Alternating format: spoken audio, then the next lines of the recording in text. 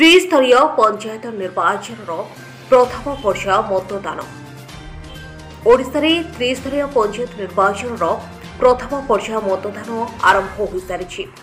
प्रथम पर्याय कोरापुट जिला सेवलीगुड़ा ब्लॉक जून 2 तालिका चेरांगोल पंचायत रे मतदान जारी रही। आज यह पंचायत रे मोट 4691 जन मतदाता निजर मत सब्यस्त करेंगे। समिति सभ्य अप्रतिद्वंदी भाव निर्वाचित हो सारी 15टी वार्ड मध्य केवल गोटे 2टी वार्ड पर मतदान होता। तेबे जिला परिषद और सरपंच प्रार्थी चयन पर समस्त 15टी वार्डर 15 बूथ मतदान होता।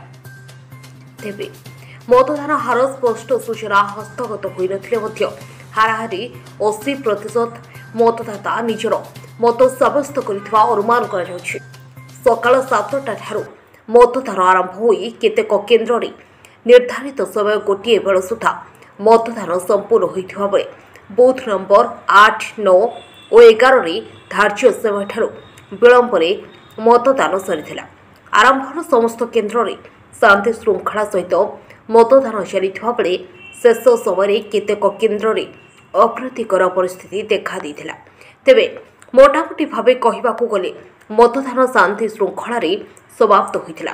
कोरापुटरू सुदर्शन सेनापति रिपोर्ट अभय लाइव।